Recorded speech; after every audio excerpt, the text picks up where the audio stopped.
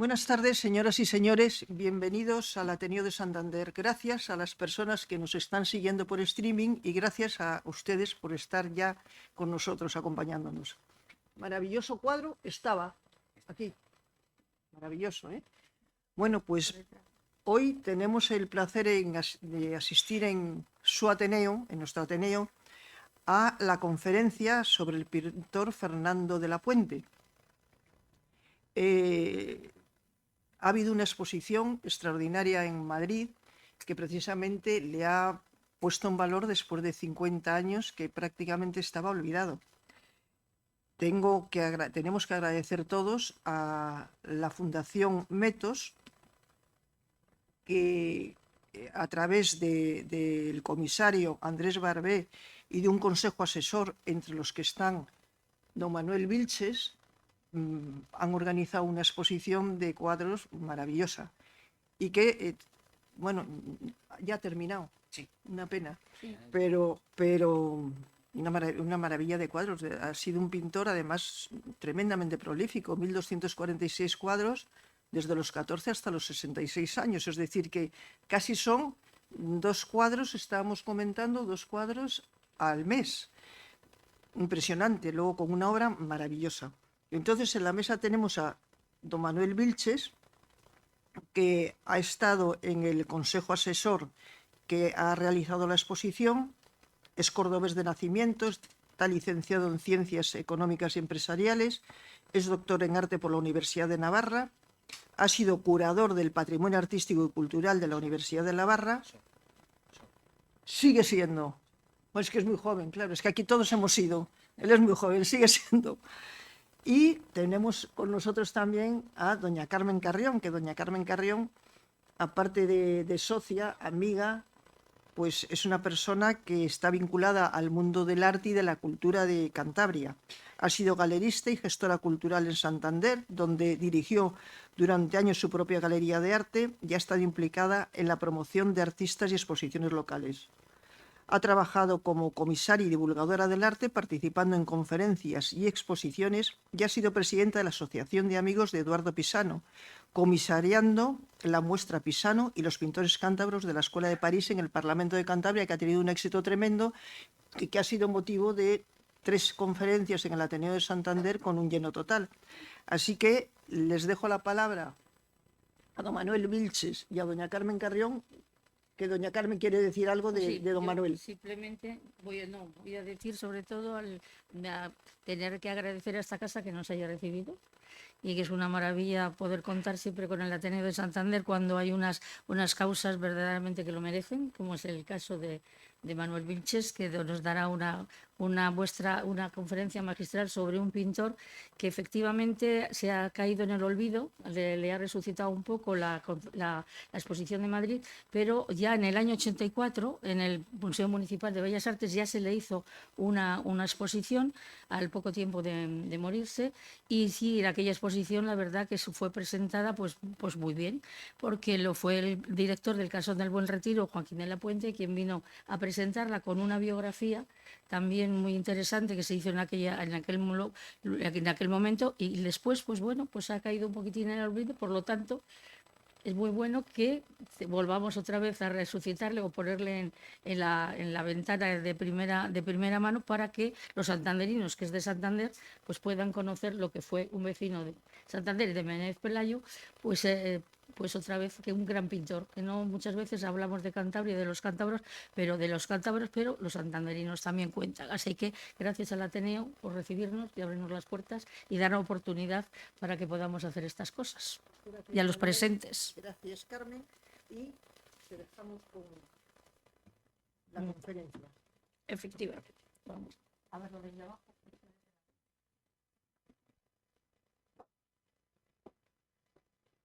Bueno, lo primero, muchísimas gracias por la invitación del Ateneo, por la ciudad de Santander. Para mí la verdad es que siempre es un placer hablar de Fernando de la Puente. Mi relación con Fernando de la Puente, así la cuento desde el principio. Bueno, yo hice la tesis doctoral sobre el patrimonio artístico de la Universidad de Navarra, y Fernando de la Puente tiene en la Universidad de Navarra 36 cuadros. porque la universidad fue, bueno, pues la heredera testamentaria de su legado cuando falleció. Entonces, gran parte de su colección, o una parte de su colección, pues pasó a manos de la universidad, y al hacer todo el inventario y demás, pues apareció la figura de Fernando. Y como tiene una gran representación dentro de la universidad, que de hecho sus cuadros están expuestos en los despachos de rectorado y de muchos despachos de profesores y demás, pues profundicé en la figura de Fernando, pude estudiarlo, tal, conocí bastante su persona. Además, por motivos de trabajo, pues bueno, llevo viniendo a Santander más de 10 años, es una ciudad que me gusta mucho, y, y la verdad es que eso me abrió al conocimiento de Fernando. Hace poco alguien decía, bueno, eres el experto de Fernando de la Puente. Digo, bueno, yo no me considero ningún experto en Fernando de la Puente, simplemente soy una persona que ha investigado y ha estudiado su vida, pero creo que hay mucho que hacer todavía por la vida de Fernando. De hecho, ahora se está investigando más en profundidad para escribir una biografía sobre el propio Fernando, que saldrá no sé cuándo, pero bueno, ya se está investigando en ella. Y nada, entonces, bueno, como yo soy un hombre que se dedica a los números, o que se ha dedicado a los números durante mucho tiempo, para que todo el mundo se sitúe y todo el mundo sepa de qué voy a hablar y durante cuánto tiempo voy a hablar, pues voy a hablar aproximadamente unos 50 minutos, voy a intentar ser concreto. Voy a hacer un recorrido a lo largo de lo que es su vida, ¿vale? Pero a mí lo que me interesa es su pintura.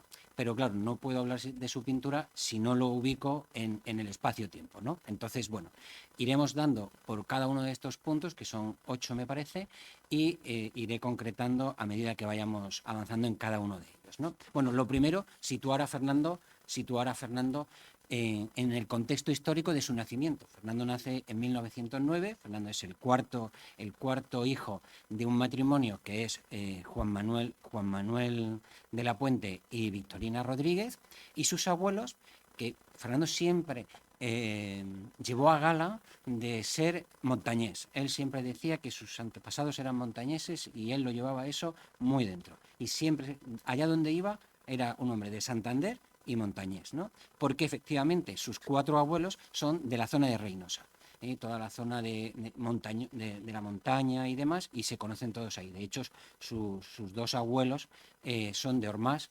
y su abuela Vitorina Irún es de Reynosa, ¿no? O sea, quiero decir que todo el mundo es de ahí. Puedo decir, por ejemplo, que Fernando Rodríguez Mantilla, su abuelo materno, que es el pequeño de todos los hermanos en la familia, emigró a Cuba con muy pocos años, con 14 años, y se puso a trabajar allí. Trabajó en temas de maquinaria agrícola, y cuando ya tenía pues había hecho su fortuna, con 40 años regresa, se viene a Santander, bueno, se va a Reynosa, y es donde conoce a Victorina y se casa con ella, ¿no? Entonces, que la familia de Fernando pues tiene esa ascendencia también por parte de haber ido al otro lado, ¿no? Aquí tenemos una foto de la familia, ¿vale? Fernando es el que tiene la X en azul, ¿vale? Esto es la primera comunión de uno de sus hermanos. Aquí ya están todos los hijos y todos, y bueno, y algunos primos y demás. También está la abuela, que se ve ahí en medio sujetando a uno de los bebés. Y luego el cuadro que pongo al lado, a Fernando el arte le viene de familia. Es un cuadro pintado por su padre. Este cuadro se conserva ahora mismo en la Universidad de Navarra, en concreto en el comedor de invitados de la clínica de la Universidad de Navarra, que está en Pamplona, ¿no? Bueno, entro ya un poco a hablar. Por esta primera parte voy a ir un poco ligero, porque me interesa, como digo, hablar de su pintura, ¿no? Entonces, bueno, Fernando nace el 25 de abril de 1909, muy cerca de aquí, relativamente, en lo que era la calle Concepción, lo que ahora mismo es Menéndez Pelayo, número 69, y de hecho la casa no se conserva. Hay algunas, bueno, que son más o menos del estilo de las que había en aquel momento, ¿vale? Pero la casa de Fernando, de la familia, no se conserva, ¿no? La familia decide trasladarse a Valladolid por temas del trabajo de su padre en 1915.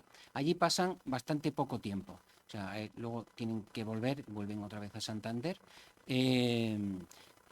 Pero Fernando ya en 1916, con tan solo 7 años, ya empieza a pintar acuarelas, empieza a pintar óleos. De hecho, él pinta sobre todo, los veranos los pasa siempre en Reynosa, la familia los pasa siempre en Reynosa, y con la abuela, y él aprovechaba mucho porque los balcones de la casa de la abuela daban a las montañas, y él pintaba mucho de lo que veía y demás, ¿no? Él en principio no tiene una formación artística, pero sí tiene una inclinación natural, ¿no? Como digo, vuelven a Santander.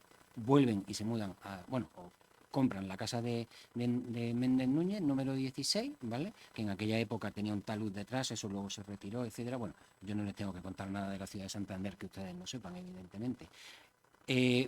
La cosa es que él ya empieza en 1922 a lo que es pintar del natural y aprovecha, él le gustaba irse y pintar en la playa de los Sordomudos, que era, donde había un profesor, en los cursos de verano sobre todo, venía Manuel Menéndez, que era un profesor de anatomía artística de la Real Academia de Bellas Artes de San Fernando, ¿vale? Y él daba clase allí, ¿no? Y ahí es donde conoce a Fernando, ¿no? Y, pues le ve pues esas inquietudes, esa iniciativa que él tiene para pintar, etcétera, ¿no? Aunque también hay que decir que su tío Santos, que es el segundo que va siguiente a su padre, ¿vale? Identifica que el muchacho tiene buen talento para la pintura, ¿no? Bueno, siguen pasando los años y Fernando ya pues tiene que pasar a estudiar la carrera. Entonces, Fernando lo primero que hace es obedecer a su padre. Su padre le dice que va a estudiar Derecho porque luego va a ser notario. Como buen hijo en aquel momento, dice que sí, que él no le hacía ninguna ilusión, de hecho, estudiar Derecho, pero en aquel momento, pues, obedecer al padre era lo importante, y él se pone a estudiar Derecho. Pero cuando llegan las vacaciones de Navidad y llega a su casa, le dice a su padre que lo siente mucho, pero que el Derecho no es lo suyo, que él no quiere estudiar Derecho, y él propone estudiar Ingeniería. Todo esto con el consabido consentimiento de su madre, que se la había ganado previamente. Entonces convencen al padre para que estudie Ingeniería.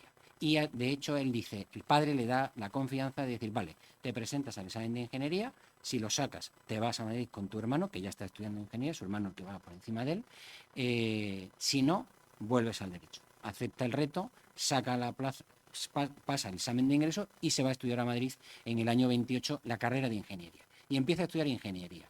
Él hace primero y segundo de carrera brillantemente, o sea, saca los cursos completos desde el principio, son 2 años más duros dentro de la carrera de Ingeniería en aquel momento, pero él siempre tiene la inquietud de la pintura, ¿no? Entonces, en ese momento se acerca un día a la escuela a la Academia de San Fernando para preguntar sobre el examen de ingreso, y ahí contacta con el profesor que habíamos comentado antes, que es el que le prepara para hacer el examen de ingreso, que hace un examen de carboncillo, que lo aprueba y entra. Entonces entra en 1930 cursando tercero de Ingeniería, porque Ingeniería no la deja, y primero de Bellas Artes.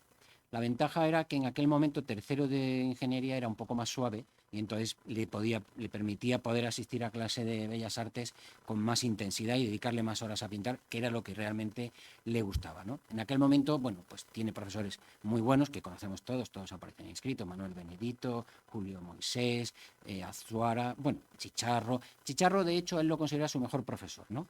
En aquel momento, ¿no? Es del que más aprende. Y tuvo compañeros de clase pues como Pedro Bueno, Francisco Lozano, Andrés Conejo, en fin, todos estos, ¿no? Finaliza Ingeniería en 1933. Aquí pongo dos fotografías de la época, de la clase de dibujo a que él asistía habitualmente en esos años y de sus compañeros de clase. Él no sale en esta fotografía, pero todos estos eran compañeros de clase de Fernando. Seguimos avanzando. Él termina la carrera de Ingeniería, no ha terminado todavía Bellas Artes, y empieza a trabajar en la azucarera de la Póveda. Hay que decir que en esos años, estamos en los años de la República, el éxito de colocación de un chaval que acababa la carrera de Ingeniería era de 0.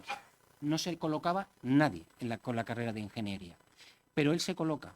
Él consigue un trabajo que le ofrece el director de la fábrica porque ayuda a preparar a 2 chavales para hacer el examen de ingreso. Y uno de ellos era el hijo del director de la fábrica. Y entonces lo pone a trabajar en la azucarera, que de hecho le dice, elige la que quieras. Y eligió la Póveda por cercanía, porque se montaba en el tren de cercanías y llegaba y se paraba en la puerta, simplemente por eso, ¿no? La cosa es que está trabajando y estalla la Guerra Civil, a él le pilla en Madrid, como es verano, su familia está toda de vacaciones en Santander y él está solo en ese momento. Entonces, como esto era un sábado, pues él se queda en su habitación del hotel, en el piso, la residencia en la que él estaba, en el piso en el que estaba, y cuando llega el lunes, pues él se va al tren para irse a trabajar y resulta pues que no hay trenes. Entonces él se asusta un poco y decide irse a un hotel. Va al Hotel Goya, donde está durante hasta el mes de septiembre, pero ya lo deja y en ese momento lo detienen. Lo detienen y lo llevan a la Checa de Bellas Artes, curiosamente, donde él estudiaba, ¿no? Y él, de hecho, en un momento dado piensa que lo van a matar, porque todos los compañeros con los que él está ahí, vamos, compañeros con los que coincide, ninguno vuelve. Todos se los llevan, tal, y se sabe de los fusilamientos, etcétera, y él piensa que él va a morir en un momento dado. Pero bueno, después de pasar allí un tiempo, sale y se refugia en la Embajada de Cuba. Entonces, él se queda en la embajada desde el año 37 hasta que prácticamente acaba la guerra, hasta fin, creo que hasta principios del 39 o por ahí, en el que, bueno, pues ya consigue pasar al otro bando y como es licenciado, él ya tiene la carrera de ingeniería, se presenta como teniente provisional. Lo ven tan delgado, que le dicen muy bien, pero te tienes que recomponer. Entonces, aprovecha para ir a Santander a ver a sus padres y luego ya, pues vuelve.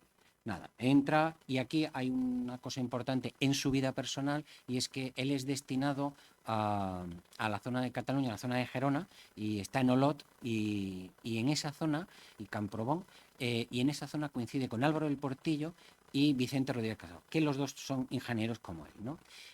Es importante en su vida porque estas dos personas, sobre todo Álvaro del Portillo, que les sonará, que fue el que sucedió a José María Escrivá de Balaguer en el Opus Dei, que ya falleció hace unos años, bueno, en el 94, le habla del Opus Dei y él, tiempo después, en el año 40, solicita la admisión en el Opus Dei, a la que pertenecerá hasta el último día de su vida, ¿no? Pero esto es una cosa importante en su vida. O sea, Fernando no se casó, vivió como numerario, bueno, su vocación era la de numerario Opus Dei y demás, ¿no? Bien, terminada la guerra, los desmovilizan ya, él termina la zona de Gerona, vuelve a Madrid porque su intención es terminar los estudios de Bellas Artes, esto es lo que más le interesa, ¿no? De hecho, él no se plantea volver a trabajar en la azucarera, pero le insiste tanto el director que no le queda más remedio, el que había sido su jefe, que no le queda más remedio que aceptar y volver otra vez a trabajar a la azucarera, pero en vez de ir a la Poveda, va a la de Terrer. Y ahí está trabajando hasta el año 48. Para que veamos un poco la personalidad de Fernando y cómo se daba a los demás, durante ese periodo en el que él trabaja, él da clase a los hijos de los empleados, les enseña a leer, a escribir, a hacer matemáticas, etcétera, y algunos jóvenes obreros también le piden ayuda y él también les enseña, pues, a leer y a escribir y demás, ¿no? Esto durante los años de tal, ¿no? Bien. En un momento determinado, bueno, como pongo, en febrero del 40 solicita la admisión en el Opus Dei, bien, pero él decide en un momento dado dejar la azucarera y se presenta a la cátedra de dibujo de la Escuela de Ingeniería. Y la saca. Y de hecho se convierte en catedrático y empieza a dar clase en la Escuela de Ingenieros. Esto también de alguna forma le libera un poco para poder dedicarse también a lo que él quiere, que es el dibujo y la pintura, ¿no? Entonces él sigue avanzando en su afán por dedicarse más a la pintura que a la ingeniería, aunque él nunca llegará a desvincularse totalmente del mundo de la ingeniería, arquitectura y demás, como veremos más adelante, ¿no? Bien, él está trabajando hasta mayo del 49 en la escuela y en un momento dado decide dejar la escuela para marcharse a Italia, ¿no? Se va, de hecho, con el arquitecto Miguel Fisac, donde pasará una temporada hasta el año 53, ¿no? Entonces, ya aquí ya sí que podríamos empezar un poco, pues, a hablar de lo que son los cuadros, ¿vale? Él durante toda esta época, ¿vale? A ver si me sitúo bien. Él durante toda esta época ya empieza a hacer series, ¿no? Fernando es una persona que artísticamente se caracteriza por hacer series, que de hecho no son como estancas en el tiempo, sino que las va repitiendo. Pasa con los bodegones, pasa con los retratos, pasa, por ejemplo, pues con la serie de la Ría de Bilbao. Otras no, otras son mucho más concretas, ¿no? En cualquier caso, durante esos primeros años, de los años 40, él pues hace un retrato al obispo Casimiro Morcillo, por ejemplo, que de hecho le proponen presentarlo a la Bienal de Bellas Artes, pero el obispo que acababa de ser nombrado prefirió que no se presentara el cuadro a a dicha exposición y por tanto no participó. Realiza un bodegón, que veremos a continuación, con un corte totalmente academicista. Hay que tener en cuenta que Fernando acaba de salir de la academia y él, por tanto, lo que conoce es lo que ha vivido en la academia. Por tanto, él tiene ese corte clásico de pintura de academia, etcétera, incluso en el colorido de su pintura. Hasta que él no va a Italia, su pintura es muy clásica en ese sentido, ¿no? Y al mismo tiempo, como decía, Fernando es pintor, pero es ingeniero. Entonces, él como ingeniero emprende una empresa, abre una empresa que es Edificios y Obras Sociedad Anónima, se dedica a la reforma de locales y de edificios, ¿no? Vale, o sea, para que veamos, ¿no? Aquí, por ejemplo, traigo 3 ejemplos. Estos 3 ejemplos son compañeros suyos de residencia, porque cuando él termina la guerra y va a Madrid, vive en la residencia de Jenner, que está en la calle Jenner, y él se dedica a retratar a todos los que viven allí en la casa, ¿no? Entonces, como vemos, es una línea muy clásica. Es la época en la que hace este tipo de retratos, encajados todos en la línea de la academia, de lo que él ha ido aprendiendo. Lo mismo lo vemos en estos dos. Vemos un paisaje y el bodegón que comentaba antes, que se encuentra en Villaviciosa de Odón, ¿no? De hecho, estos cuadros se conservan y, de hecho, el de la azucarera de Terrer ha estado en la exposición de Madrid, y si conseguimos que la exposición venga a Santander, seguramente pues este cuadro vendrá, ¿no? Lo mismo, indico, el colorido, la forma de componer, la forma de la perspectiva, tal. Aquí Fernando está demostrando que conoce muy bien todo lo aprendido en la academia. Demuestra que es un gran pintor, que maneja muy bien el dibujo y el color, y esto es una cosa que se asienta en su forma, antes de dar ese paso, antes de generar esa personalidad propia que aparecerá una vez vaya a Italia, ¿no? Que esto es lo importante en la figura de Fernando. Y aquí pasamos ya al punto 4, vamos poco a poco ya definiendo lo que es la personalidad de Fernando. Y Italia influye mucho, esto le marcará el resto de su vida. Esta primera etapa que él pasa en Italia, la pasa del 49 al 53, ¿vale? Él abandona a partir de este momento ya, con los conocimientos que va adquiriendo, abandona esa línea academicista que hemos estado viendo en estos cuadros anteriores, ¿vale? Para empezar ya a definir su personalidad como un pintor moderno, un pintor de la época. Aunque él nunca se consideró un pintor moderno en el concepto que podemos tener todos en la cabeza, él se consideraba un pintor de su época, pero no quería considerarse ni innovador ni nada, aunque él tenía su propio estilo. Hay que decir también, en este punto, Fernando no es un pintor abstracto, aunque tiene una serie de abstracciones, pero Fernando es un pintor que es pintura figurativa en todo momento. Y en los años de su vida, ese tipo de pintura tenía poca acogida en el mundo del arte. Estaba todo mucho más orientado hacia el tema de la abstracción. Y Fernando, aunque lo respetaba, él no lo veía en su forma de ser. Lo veremos luego con su serie de abstracciones, ¿no? Cuando él está en Italia, en Roma, porque su sede principal está en Roma, visita muchas ciudades. Pues va a Florencia, va a Siena, va a Venecia, va a La Spezia, va a Milán, o sea, visita muchísimos sitios. Y además asiste a clase, lógicamente, en el Centro Internacional de Pintores de Villa Marguta, y también va a la Academia de España, ¿no? O sea, que él aprovecha todo el tiempo.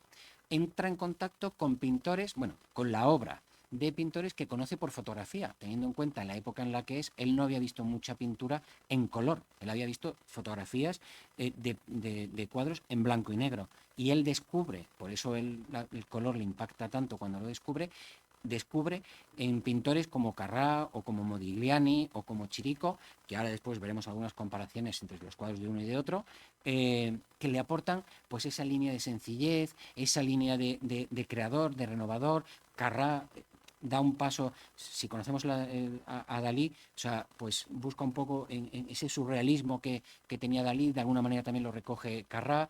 Bueno, y estos impactan mucho en la personalidad de Fernando. De manera que a Fernando le incorporan 2 cosas fundamentalmente de Italia, que ya digo, le va a durar toda la vida. Lo vamos a estar viendo todo el rato en su pintura. Va a estar muy influenciado por la poesía. Cuando hemos ido a Italia todos hemos notado que todo es como poético, es un ambiente que te envuelve, que te recoge, y que eso los pintores lo intentan plasmar en su obra. Fernando es igual. Fernando entra en esa rueda que a él le enamora y que ese enamoramiento le durará de por vida, y luego al mismo tiempo descubre el color. Para Fernando el color que encuentra en Roma De hecho, él habla mucho del color de Roma, que luego él querrá trasladarlo a Madrid, porque él es un enamorado de Madrid y él querrá traer el color de Madrid, ser el pintor de Madrid en ese sentido, ¿no? Bueno, ¿qué pinta en ese momento? Por ejemplo, aquí pinta en el año 52 el Coloseo.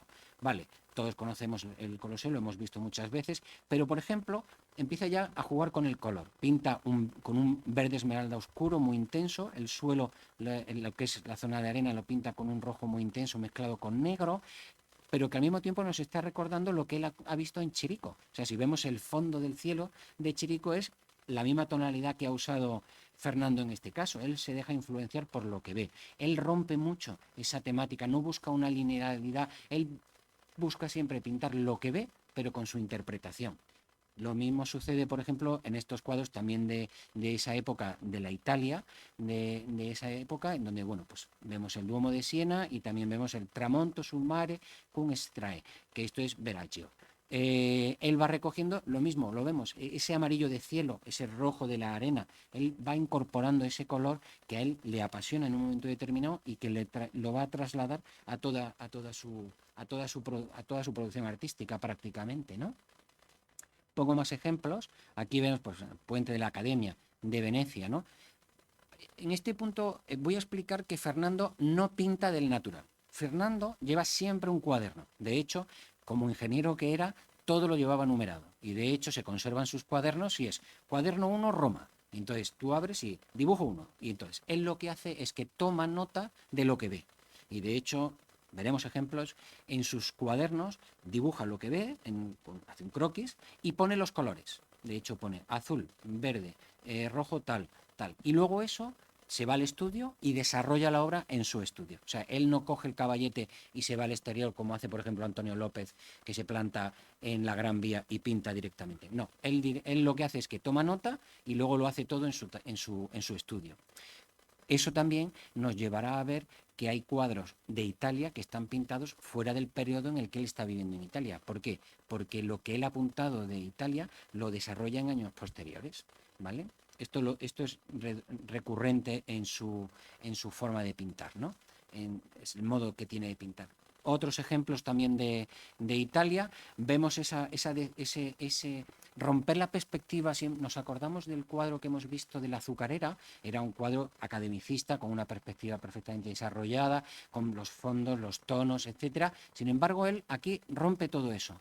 Él empieza a hacer una acumulación de planos, ¿vale? Que los enmarca todos en líneas negras y le da la profundidad a través del tamaño del cuadrado o de la figura geométrica que está utilizando. Con todo y con eso hay que especificar que esto es una influencia Fauve. No es naif, porque si distinguimos entre la pintura Fauve, lo que hace es cambiar los colores de lo que ve el artista, de lo que vemos todos, y le da la vuelta, introduciendo colores brillantes, colores luminosos.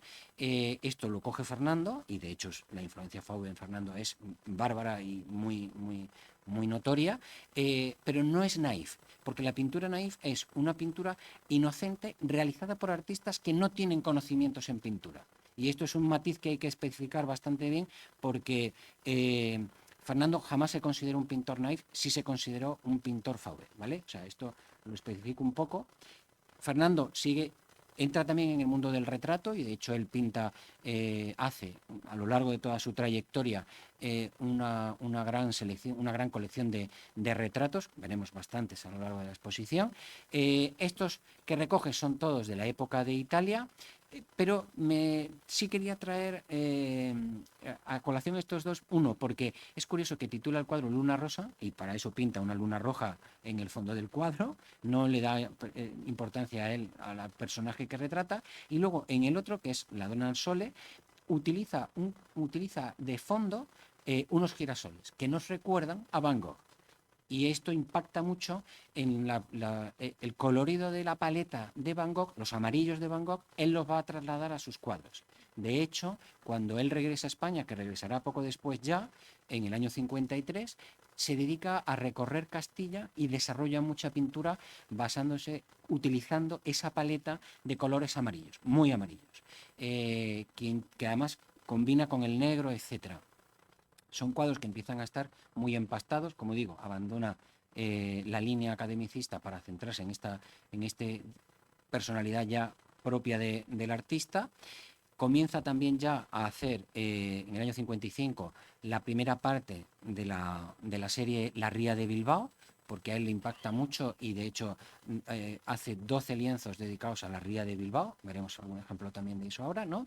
Y comienza también con las naturalezas muertas.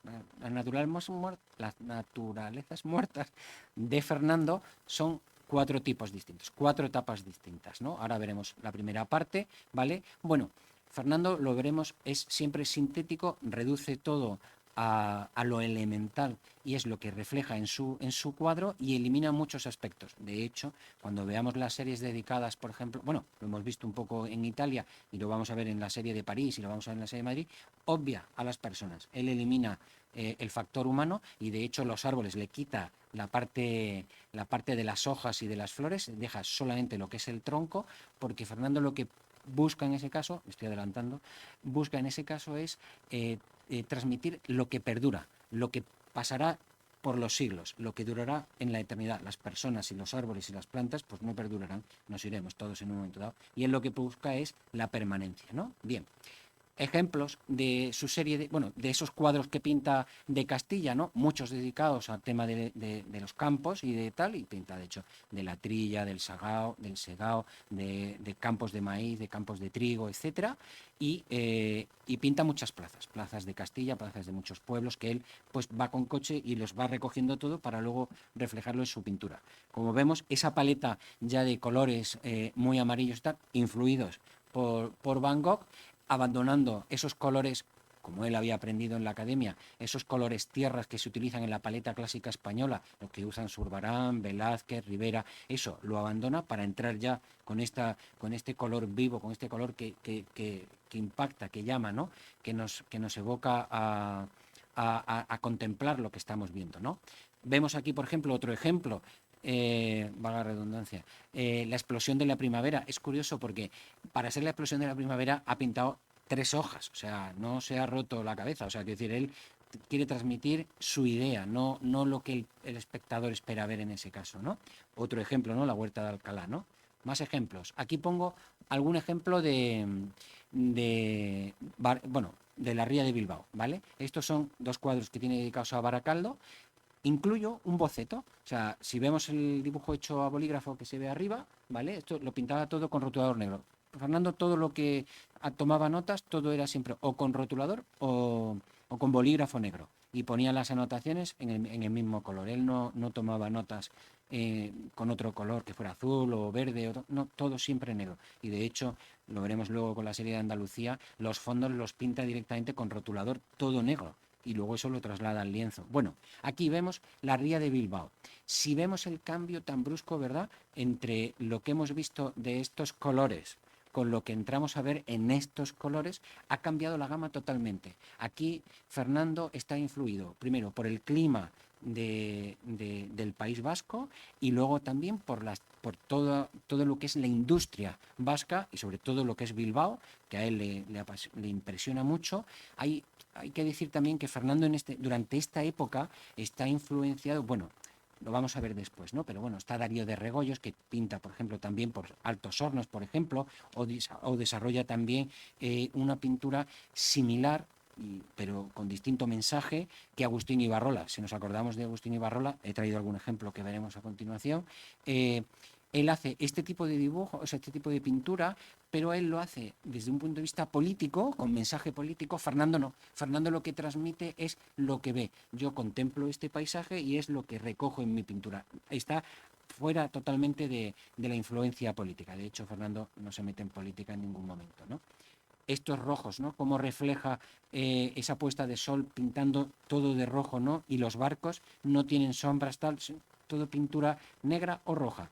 A fondo mete algo de color, pero todo el rato buscando siempre transmitir esa sensación de pesadez, esa influencia oscura tal del clima en el sitio, ¿no? Lo que decía también, empezamos con los bodegones, ¿no? Con las naturalezas muertas.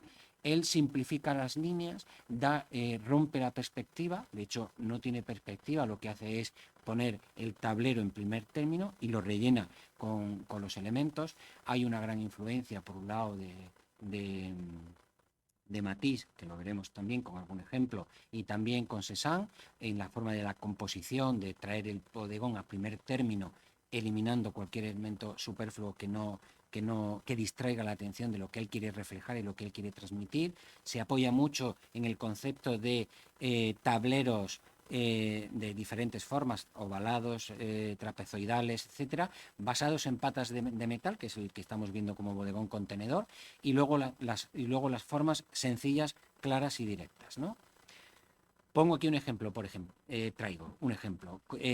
Paul Cézanne, bodegón con manzanas, él lo que hace es mirar a él y lo trae a su pintura con su impronta personal. Fernando en todo momento siempre quiere poner su impronta personal, no quiere copiar a nadie, pero se inspira, lógicamente, tiene filiaciones, como todos los artistas. No, aunque uno piense, no, yo soy autodidacta y yo todo lo que hago, lo que creo, sale de mí. Uno puede pensar eso, pero luego la vida te demuestra que no, que tú tienes influencias, porque tú ves arte, tú contemplas, tú tal, y eso se refleja en tu obra, aunque tú estés pensando que no está siendo así. Pero la realidad es que sí, que eso sucede, ¿no? Bien, voy avanzando, quiero ver un poco cómo voy de tiempo, si lo consigo. Ya digo, 30 minutos. Él va a París, él tiene muchas ganas de ir a París, él participa en algunas exposiciones, en la Bienal de Arte Contemporáneo de Barcelona, en el Museo aquí expone en el Museo de Bellas Artes de Santander, de Torrelavega y de Reynosa. Esos son exposiciones colectivas, ¿vale? Pero hay una exposición que marca mucho y que a él le da seguridad, ¿no? Que es la de las Galerías Layetanas de Barcelona. En esa exposición él consigue mucho reconocimiento, tiene muy buena crítica, tiene mucho público, en fin, despierta interés, y eso a él le da la fuerza moral para querer irse a Barcelona, porque como todos los artistas, quiere encontrar en Barcelona esa inspiración en la que París es capaz de dar, ¿no? Consigue una beca, se va, los primeros meses vive de esa beca, pero la beca se acaba. Y entonces pasa unos años o un periodo de tiempo bastante justo, o sea, no tiene dinero, no tiene ingresos, no vende cuadros porque no expone, porque claro, en París exponer, si tú llegas con una única exposición, pues eso se consideraba que eras un novato, un aprendiz, y por tanto no te abrían las puertas. Entonces él se empeña en buscar que alguien le abra las puertas de una galería para exponer. Y así lo consigue, ¿no? Lo consigue en la Galería de Benefit, y es presentado por Joe Pillamet. Esto a él le da más seguridad, esto ya le empieza a dar reconocimiento. Él en esta exposición trae cuadros de París, de Italia, el color, le dedica una sala solo a Italia para todo el tema del color, que es lo que él busca, y también trae cuadros de Castilla, ¿no? Bien, estos cuadros forman parte de aquella época. Vemos, por ejemplo, este del Pont de Corcel, que es de la época de París. Sigue pintando, avanzo. Empieza ya a tener exposiciones, expone en las galerías Charles Durand Ruel, en la avenida de Friedland, y la influencia Fauve, de la que veníamos hablando, que lo resumimos en una pintura sencilla y simple, ¿vale? Pero no infantil. Y luego, como lo estamos viendo, es una pintura muy bien trabajada en dibujo, o sea, no hay nada desencajado, o sea, está todo perfectamente ordenado. No olvidemos que es ingeniero, y está todo bien estructurado y bien enfocado, ¿no? Bien, seguimos. Estos son cuadros ejemplos de la época de París. Lo mismo, es la estructura. Si pensamos en el clima de París, los cielos son grises, no son cielos azules todo el tiempo, y él lo recoge para su pintura. Aún así, sus edificios, son los que se impregnan de ese color. Los colores azules de los tejados, el Moulin Rouge, que lo pinta con un rojo brillante, los toldos. Él aprovecha esos espacios para introducir el color, ¿vale? Más ejemplos, sigo avanzando. Otro que influye en su pintura es Gutiérrez Solana. Gutiérrez Solana, por ejemplo, vemos esta comparativa entre la vitrina que pintó Gutiérrez Solana en 1910 y la Gran Armée, que la pinta Fernando en 1965. Un poco parecido a otro que dedicó al mismo tema 10 años antes. En el año 55 hizo otro muy similar. Pero él busca lo mismo, busca transmitir el mismo mensaje de el paso del tiempo, todo queda encajado, todo queda encorsetado, ¿no? Seguimos avanzando, empezamos a hablar ya de lo que es la figura humana. Fernando, aparte de esos retratos que habíamos visto del principio, que son muy academicistas y demás, Fernando, él cuando hace retratos considera que es, bueno, el dominio del retrato es lógicamente el arte, el género más completo que debe tener todo artista, y por tanto hay que hacer retratos, como él reconocía. Él considera que el retrato es lo más importante que puede hacer un artista, porque en el retrato él considera que la figura humana es la obra salida, la mejor obra salida de las manos de Dios, y por tanto pintar a un ser humano es lo mejor que puede hacer un artista. Entonces él se empeña mucho a la hora de recoger un retrato. De hecho, él, siendo fiel a su estilo, no hace interpretaciones del personaje que ve. Podemos pensar en Picasso, podemos pensar en Dalí, etcétera. Pero él no hace interpretaciones. Él aplica su estilo, pero respetando siempre al personaje. Él busca siempre recoger al personaje que pinta. Esto le lleva, por ejemplo, a no aceptar encargos de retratos. Él pinta a personas que le atraen y, por tanto, las selecciona él. Y él es el que le pide a alguien que pose para él y hacer los retratos. De hecho, tiene una serie de retratos a una niña, a Olguita, que era la hija de la casera donde él vivía en París, ¿no? Bien, aquí, por ejemplo, traigo una serie de autorretratos. Vemos el primero, que es del año 44, perfectamente academicista, bueno, con su expresión y demás, pero dentro del canon normal. Y luego ya, bueno, el segundo, que es el que he usado para el cartel y para la presentación, es el autorretrato del 52, la pintura fue total, que parece que estamos viendo a Cézanne, o sea, esos colores brillantes que utiliza, incluso para el fondo, que por cierto, usa como fondo una marina, o sea, el mar lo acompañará toda su vida. De hecho, de los 4 autorretratos que he puesto, 2 son con marina al fondo, ¿no? Y luego, bueno, pues otro más formal, que es con el uniforme de ingeniero. Ejemplos de autorretratos. Él prácticamente, si no es autorretrato, hace pocos retratos de varones, sobre todo hace retratos de mujeres. Y los retratos que hace de mujeres, la mayor concentración la tiene porque recibe un encargo para el Hotel Don Pepe de Marbella de una serie que solo eran retratos de mujeres, y hizo 50 y tantos retratos de mujeres. Contemplamos aquí, bueno, de hecho, el segundo cuadro está aquí en Santander, a menos de, no sé, 100 metros de donde nos encontramos ahora mismo. Esto es una colección particular. Luego, él de París tiene que regresar a España. El motivo por el que vuelve es porque fallece su padre en el año 58. Y entonces ya se establece en España, en Madrid concretamente. Antes de quedarse y tener ya su estudio definido y demás, hace una incursión a Londres. En esa incursión a Londres, bueno, él se sorprende porque le cautiva, tanto como le había cautivado a París. Él no iba con esa expectativa, ni mucho menos, pero le impresiona. Tanto es así que, lo mismo que a París, irá a Londres una vez al año por lo menos, hasta su muerte. O sea, todos los años iba a Londres, ya fuese para pasar una temporada, para visitar un museo, para lo que fuese. Hace una serie dedicada al mundo taurino. Esto es una serie muy corta, de 6 lienzos, y muy concretos. Además, son muy característicos porque él elimina toda la parte cruenta, incorpora público. Si nos hemos fijado en los cuadros que hemos visto antes, había quitado todo tipo de representación de personas, sin embargo aquí las incorpora, y luego hace su serie de abstracciones. Justo cuando vuelve de Londres, no tiene estudio, o sea, porque lo que tenía lo había desmantelado y entonces no tenía sitio donde pintar, y mientras se encuentra algún amigo suyo arquitecto, le deja una sala, y esa sala daba a un patio del colegio. Los niños, cuando estaban en el recreo y tal, debían de ir tal follón que el pobre se descomponía. Entonces él crea la serie abstracta y dice que un poco influenciado por lo que los niños le motivaban, ¿no? Entonces hace eso, ¿no? Aquí pongo un ejemplo, ¿no? Como vemos, el apunte que hace en la Plaza de Toros cuando está viendo la corrida, y luego cómo lo traslada al lienzo, ¿no? Entonces, para que nos vemos, ¿no? 2 ejemplos más de de esa serie. Yo no sé quién es el protagonista del cuadro de la estocada, pero yo diría que es Antonio Bienvenida, creo. Me da el aire, pero no lo puedo confirmar, ¿eh?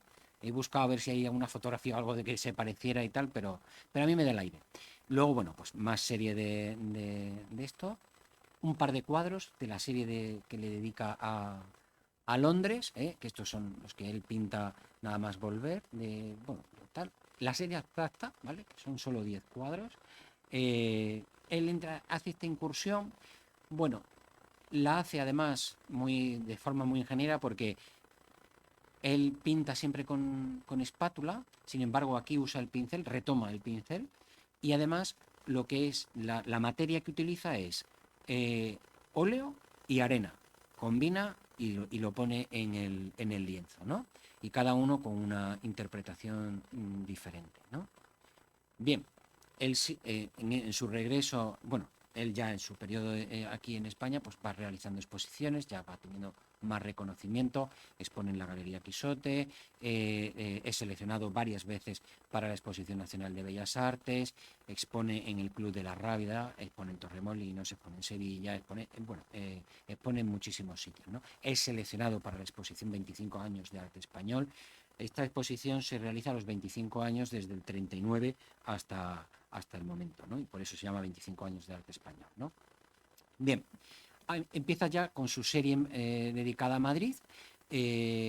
Vázquez Dorero dirá que es el pintor del color de Madrid porque es el que realmente lo consigue traer. Él hizo unos amagos al principio, cuando volvió de Italia, aquello no le salió bien, porque él quería desde un principio saber transmitir ese color que él veía en Madrid en sus lienzos y no lo consiguió. Ahora sí lo va a conseguir, ¿vale? Seguimos con su serie de bodegones en una segunda etapa y hace una serie dedicada a Andalucía, cosa que él tampoco tenía prevista, pero le invitan a visitar a Andalucía, la Baja Andalucía, toda la zona de Cádiz, Huelva, Granada, bueno, eso ya no es muy Baja Andalucía, pero bueno, visita también Granada, pero sobre todo de la mano de un cosechero de Fernando Carrasco, que es el que le va a llevar a visitar todos los pueblos, tanto de costa como de interior, y él se enamora de Andalucía, tanto que hace una serie de 30 cuadros que los pinta todos de corrido. De hecho, Andalucía pinta los 30 y ya no vuelve a pintar más de Andalucía. Esto, lógicamente, se expone en Madrid, se expone en el Club de la Rábida. Además, esto cuenta con el respaldo de Pancho Cosío, de Vázquez Díaz, etcétera, ¿no? Entonces, bueno, ejemplos de los cuadros de Madrid, ¿no? Como vemos, sigue su mismo esquema. Fernando es fiel a su estilo siempre, no se sale de su esquema. Rompe la perspectiva, selecciona lo que le interesa de lo que está viendo y es lo que él lleva al cuadro. Todo es marcado por las líneas negras y manchas grandes de color en estructuras perfectamente definidas. Como Fernando tenía cierto sentido del humor, bastante sentido del humor, él inserta cosas personales que yo no he llegado todavía a descifrar. Por ejemplo, el globo, yo se lo he localizado por lo menos en 7 lienzos. Más son lienzos grandes, porque todos estos lienzos suelen medir entre 110 y 90 o 130 y 97. O sea, son lienzos de tamaño considerable, ¿no? Que para pintar 1200 cuadros de semejante tamaño había que correr, evidentemente, ¿no? Pero él, como digo, obvia también la representación, no hay personas, la vegetación la reduce a la mínima expresión, él lo que quiere es lo permanente. Y estos son esos cuadros de Madrid donde captura la esencia de lo que él quiere transmitir. Como vemos, se ve muy bien en este cuadro de Cascorro esa carga matérica, ¿no? Esto de aplicar mucha cantidad de materia sobre el lienzo que da esa sensación de relieve, ¿no? Esto es Madrid. Esta es la nueva etapa, esta segunda etapa de los bodegones. Aquí donde vemos es, por ejemplo, la influencia de Henri Matisse. El tercero que vemos en la colección es Las Margaritas de 1919 de Henri Matisse. Podríamos decir perfectamente que los otros dos también los había pintado Matisse por esa influencia tan marcada, ¿no? O sea, a Fernando no le importa lo que le gusta inspirarse para luego hacer su interpretación, ¿no? Más ejemplos de bodegones. Aquí os traigo un par de ejemplos de cómo tomaba las notas, de cómo las interpretaba. Tiene un cuaderno entero dedicado a ideas de bodegones. Este modelo de bodegón también, que recuerda también un poco el modelo de Pancho Cosío y demás, que es la idea de más el tema del langostino tan presente en estos cuadros. Pues de hecho tiene un cuadro dedicado a Pancho Cosío que es 3 botellas y un langostino, homenaje a Pancho Cosío, o sea, que de esa misma época. Este tipo de bodegones rompe un poco la estética. Es gracioso porque esto es 3 botellas en azul amanecer y 3 botellas con rojo amanecer. Y en las 3 botellas ponen una vino, tinto, ro. Entonces, si lo leemos es vino tinto ro. Entonces, bueno, pues con su forma característica. No lo vemos bien porque en la... No se ve bien. Pero bueno, los toques de humor que Fernando le solía meter a sus cuadros. En la serie de Andalucía vemos, por ejemplo, cómo toma la nota en rotulador negro, lo que os comentaba al principio, y luego lo traslada al cuadro. Como en el cuadro, impresionante el azul que utiliza para el cielo, y cómo, siendo Andalucía, mete esos tierras tan áridos, tan toscos, tan broncos, y lo mete, que uno piensa en Andalucía, el colorido, la luz, las sevillanas, el baile, no sé qué, y él, sin embargo, refleja esa Andalucía profunda, esa Andalucía con esa intensidad en esos colores. Otro ejemplo, ¿no? Esto es La Rábida. Y luego ya empieza a introducir toda una colección de títulos a los cuadros, a los que iremos haciendo referencia a continuación. Por ejemplo, las llama Casas barridas por el sueño. O sea, empieza a dar títulos poéticos a su obra. Sigo. Más ejemplos de Andalucía. Fijaos en este cuadro de Canción al mar de tierra. Y parece que estamos viendo una abstracción. O sea, es tan sumamente bronco el cuadro que parece que estás viendo una abstracción de las que hemos visto en el ejemplo anterior, ¿no? Bien, más cosas. Seguimos avanzando en la vida de Fernando. Fernando, no, como he dicho al principio, es ingeniero y artista. Lo conocemos por su vida artística, pero es que Fernando no solo pintó. Fernando trabajó muchísimo, se dedicó mucho a todo el tema de reformas y demás. Entre ellas, por ejemplo, es el responsable del edificio central de la Universidad de Navarra, donde yo trabajo, y es un edificio inspirado en el Palacio de Aranjuez, y dirigió toda la obra. Lógicamente, al no ser arquitecto, no pudo firmar los planos, pero todo el desarrollo del edificio lo hace él, la inspiración es suya y demás, ¿no? Entonces, esto también un poco para poner en contexto la carga de trabajo que Fernando tenía. Ese edificio del que acabo de hablar, de la universidad, es del año 64. Claro, todo el año 62 y 63 prácticamente se lo pasa en Pamplona y no pinta nada. O sea, porque está tan metido en la obra que los fines de semana, pues a lo mejor pues se venía aquí a Santander o iba a otro sitio y tomaba notas y demás, pero todo el rato era centrado en su trabajo, ¿no? Luego también abre, bueno, es que lo hace con ellos también, con el Dols, el estudio de Ingeniería, Arquitectura y Decoración, que lo tiene en la calle Montalbán de Madrid, que es como su oficina de ingeniería, ¿no? Bien, forma parte del Patronato de Talleres de Arte Granda, por ejemplo, también, o sea, quiere decir que trabaja mucho, ¿no? Bien, estamos ya, pues, prácticamente sus últimos 10 años de vida, y ya va quedando poco de tiempo, ya me miro yo también cómo voy. Y entonces, bueno, entramos en una nueva etapa de bodegones, ahora lo veréis, simplifica muchísimo más la forma, elimina todo elemento de distracción y va a la esencia de lo que quiere recoger en su cuadro.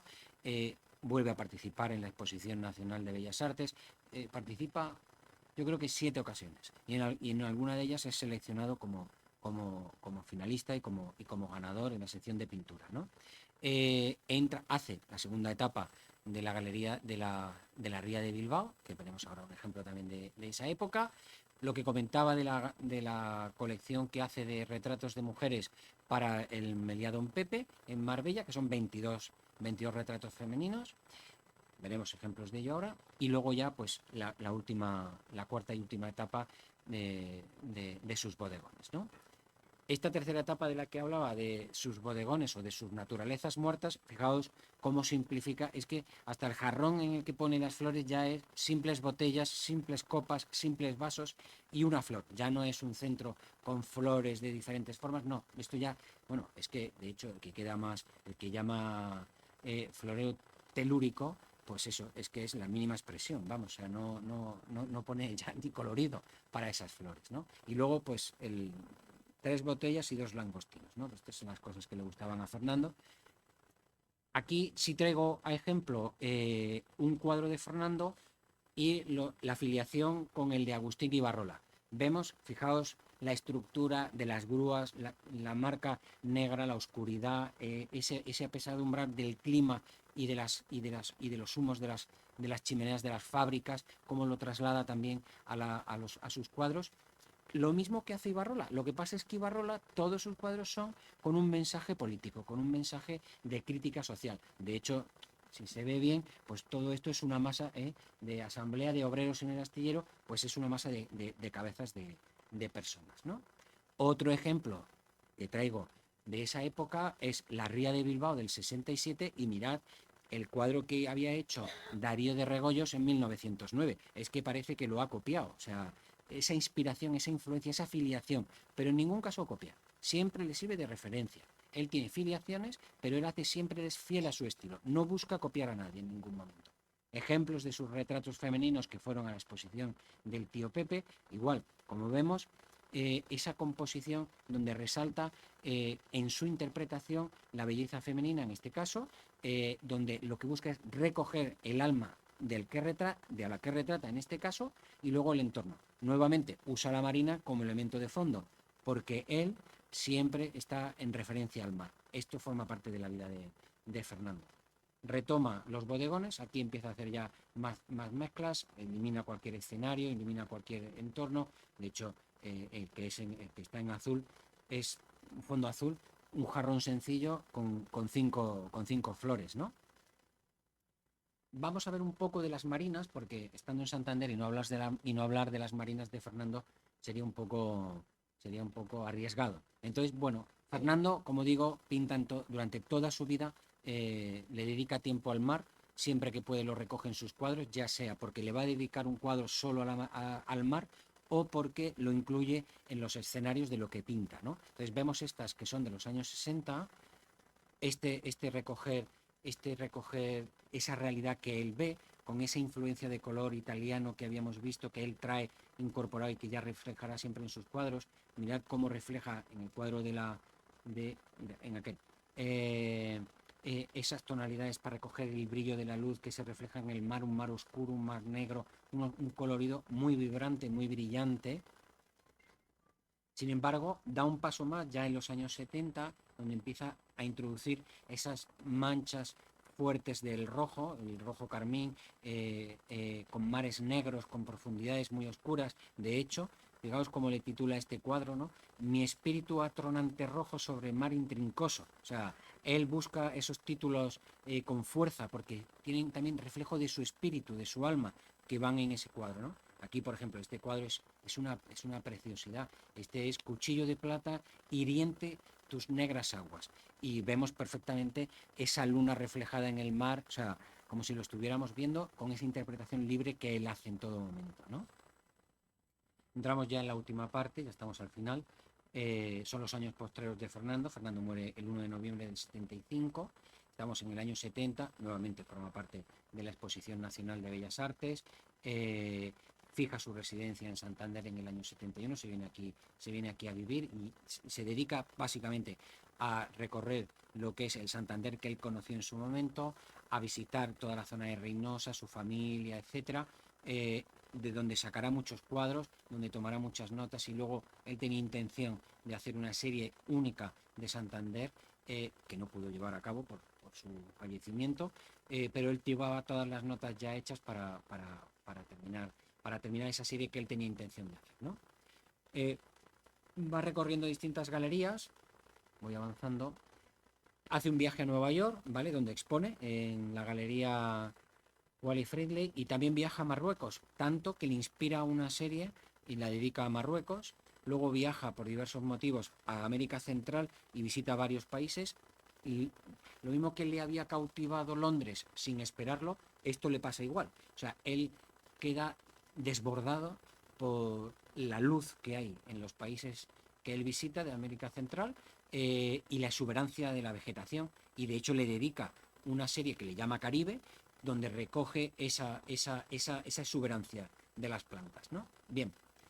Y luego, bueno, pues en el año 75 pues tiene una exposición en Columela de Madrid y con esa exposición abierta pues fallece. O sea, él fallece en su casa en uno de esos días. Traigo aquí algunos cuadros más de esa época. Aquí, por ejemplo, bueno, esto es Santander, claramente, ¿no?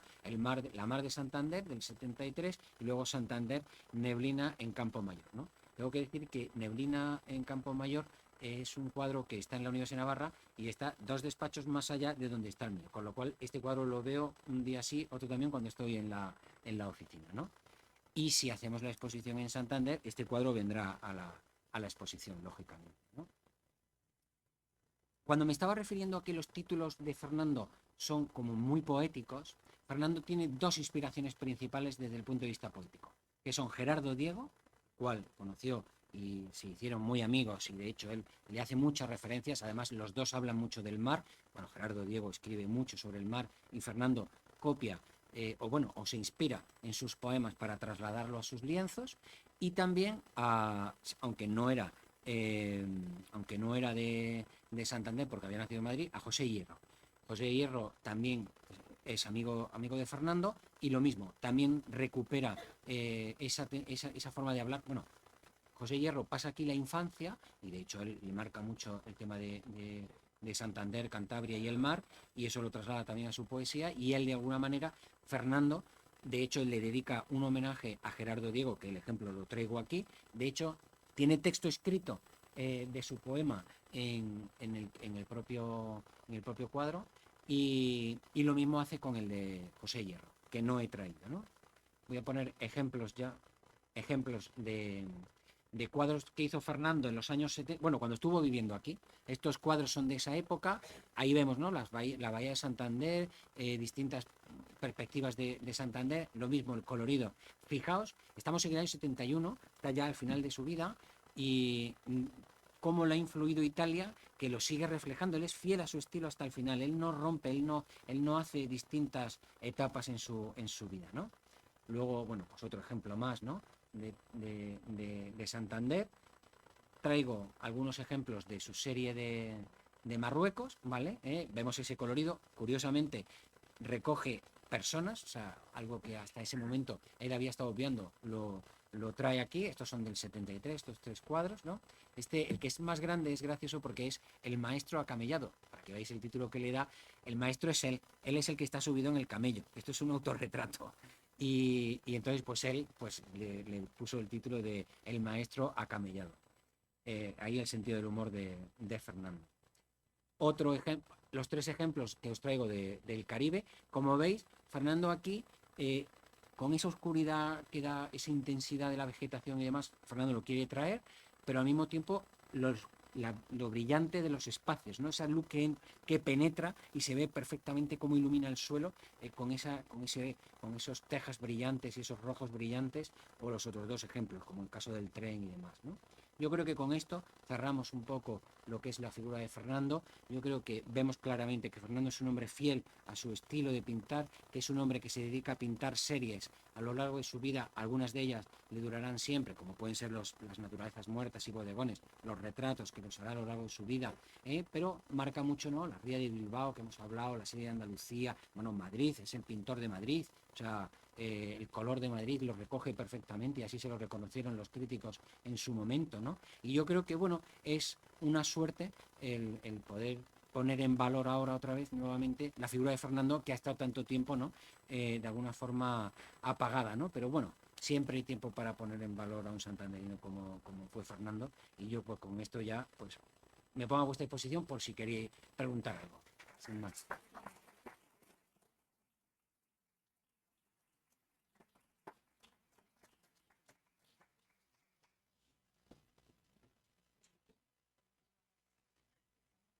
Me echáis una mano. Venga. Muchísimas gracias, doctor Vilches, porque nos ha introducido de una manera excelente en la vida y en la obra de este extraordinario pintor. Y ahora, como siempre en el Ateneo, la palabra la tienen ustedes. ¿Quién rompe?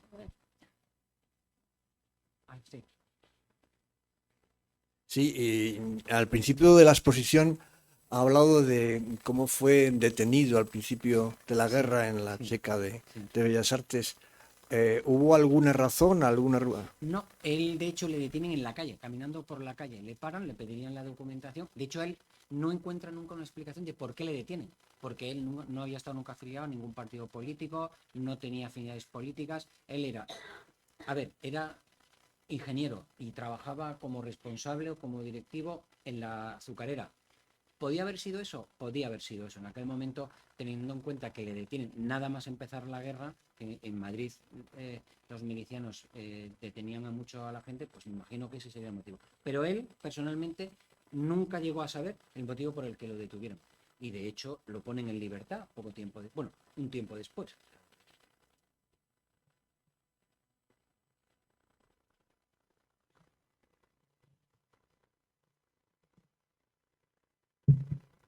Qué bonito, qué bien. Me he sentido muy bien. Me alegro. Mi pregunta es, él como empresario, como ingeniero, trabaja y yo no sé a cuál darle más importancia, a lo que trabaja como ingeniero que como artista, como pintor. Y en medio de eso está la economía, porque la economía veo que a través de todos los tiempos lo pasó mal, regular, precisamente por abandonar un poco la ingeniería, que es la que le daba el dinero. Y después, yo lo veo así. Y la otra pregunta es, ¿su herencia dónde fue? ¿Al Opus Dei o dónde? A ver, respondemos lo primero. El peor periodo que él pasa es el de París, la primera etapa de París, porque él va becado y los primeros meses pues con su beca pues vivía bien, bueno, lo justo, porque las becas tampoco daban para mucho, pero cuando él decide, después de terminar la beca, quedarse en París para seguir intentando meterse en el mundo del arte, claro, él no tiene ingresos, él no trabaja, entonces malvive, por así decir. De hecho, él cuenta una anécdota, no, que era lo que hacía todos los días. Él compraba lo que ahora conocemos como una baguette, él lo definía como una barra finita típica de aquí. Pues una baguette, claro, en aquella época en España no había baguette. Una lata de sardinas y se iba a un parque, se abría la lata, se abría el pan, metía las sardinas y se lo comía. Y eso era lo que comía. Y se volvía al estudio a pintar, pero no tenían nada, o sea, no tenía nada. Entonces, eso es luego, cuando él ya vuelve a España, se soluciona trabajando como ingeniero. De hecho, abre el estudio en la calle Montalbán y eso es lo que le genera ingresos. Pero bien es cierto que Fernando quiso en todo momento definirse como artista.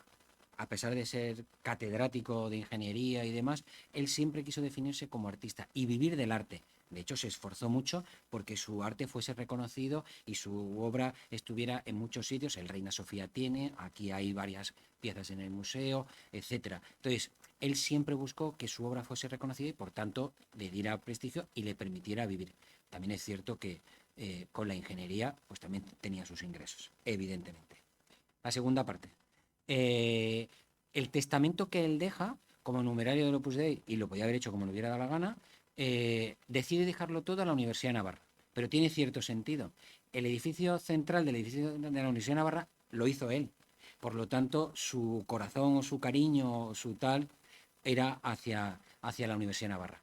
Y él dejó todo muy bien especificado como tenía que ser. De hecho, él dijo qué cuadros suyos tenían que ir a la Universidad de Navarra. Y eso fue cumplir su voluntad. Luego es que él como persona pues tampoco tenía un gran patrimonio, ni tenía a su nombre una casa familiar en Toledo, que cuando la universidad la recibió en su momento, pues la puso a la venta porque a la universidad lo que le interesa es ayudar a los estudiantes con becas, ¿no? Entonces, él eso fue lo que hizo, ¿no? O sea, que ese es su legado, lo tiene la universidad.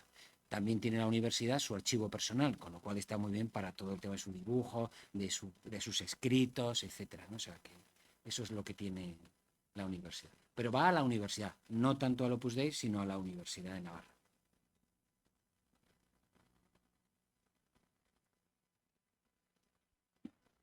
¿Ninguna pregunta más? Pues muchísimas gracias, doctor Vilches, muchísimas gracias, doña Carmen Carrión. No, a mí me queda preguntar que si la exposición va a venir realmente y si se sabe más o menos cuándo. Tenemos, tenemos expectativas de que puede ser afirmativo, pero todavía no se puede confirmar. La verdad que es que sería una ilusión poder traer también la exposición a Santander, pero bueno, ya sabes que en las cosas de Palacio siempre van muy despacios y esperemos que sí que sea una realidad, pero no puedo confirmar. Bueno, pues que llegue la exposición lo antes posible. Les damos a todos ustedes las gracias, los que han seguido virtualmente, los que han estado aquí con nosotros. Ya saben que les esperamos todos los días en el Ateneo y que sin ustedes no somos nada. Muchísimas gracias. Gracias.